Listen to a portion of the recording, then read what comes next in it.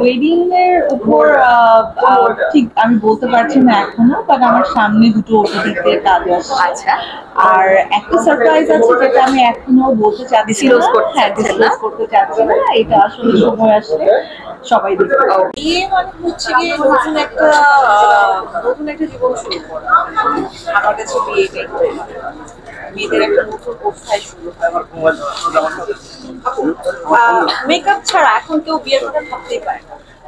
বউ মানেই মেকআপ করতে হবে।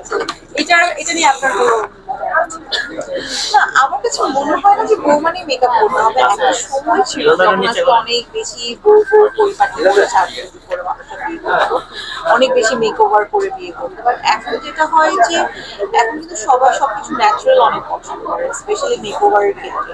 বিয়ের ক্ষেত্রেও এখন অনেক এই ট্রেন্ড অলরেডি চলে এসেছে যে নো মেকআপ মেকআপ লুক, এটা এখন সবাই প্রেফার করছে। আর আমার কাছে পার্সোনালি মনে হয় যে বিয়ের সময় অনেক বেশি মেকআপ করে নিজের সবকিছু চেঞ্জ করে ফেলার থেকে, মানে নিজস্বতাটাকে চেঞ্জ করে ফেলার থেকে নিজের যে ন্যাচারাল বিউটিটা আছে ওটাকে বেস করে যদি হালকা মেকআপ করে জাস্ট চোখটা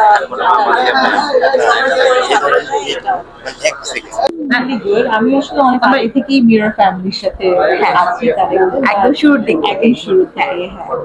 হ্যাঁ, আজকে মিররের যে wedding festival and lifestyle expo, হ্যাঁ, এক্সপোটা হচ্ছে। খুবই ভালো লাগছে, কারণ এখানে এসে দেখছি এত এত এত বেশি গ্র্যান্ড সব আয়োজন করা হয়েছে। রাজু ভাই অনেক সুন্দর করে আয়োজনটা করেছে, আর প্রত্যেকটা স্টল আমি আসলে ঘুরে ঘুরে দেখলাম। আপনি সবগুলো স্টল দেখা হয়ে গেছে? মোটামুটি সব দেখা হয়েছে। একটা থেকে একটা কালেকশন সুন্দর। আমি তো লিটারালি কনফিউজ হয়ে যাচ্ছিলাম যে আসলে যারা আসলে অলরেডি কয়টা কেনা হয়ে গিয়েছে আপুর স্টল থেকে, নাকি ভাবছেন যে কোনটা রেখে কোনটা কেনা হয়নি, আমি জাস্ট ভিজিট করে দেখেছি। খুবই সুন্দর। আমার কাছে জুয়েলারি কালেকশন গুলো অনেক বেশি ভালো লেগেছে। আমি জুয়েলারি অনেক পছন্দ করি, সো এই তো ভালো লেগেছে। তো আপু নেক্সট আমরা কোনো কাজ দেখতে পাচ্ছি বিয়ে সংক্রান্ত? আই মিন যেহেতু আমাদের ওয়েডিং সিজন যাচ্ছে, ওয়েডিং সিজনের উপর কোনো একটা সিরিজ, মুভি অর এনিথিং? হ্যাঁ, বিকজ ওই টাইমটা আমি আসলে আমার পার্সোনাল কারণে আমি ব্রেক নিয়েছিলাম। আমি প্রেগনেন্ট ছিলাম ওই টাইমটা, আসলে আমি কাজ করতে পারছিলাম না। তো এখন আমি আবার কাজ ব্যাক করেছি এন্ড কাজ করছি। এই যে একটা বলছিলেন যে একটু পারিবারিক কারণে ওই জায়গাটা থেকে এই জায়গাটা এখন কাজের একটা পরিবেশ হয়েছে, এই জায়গাটা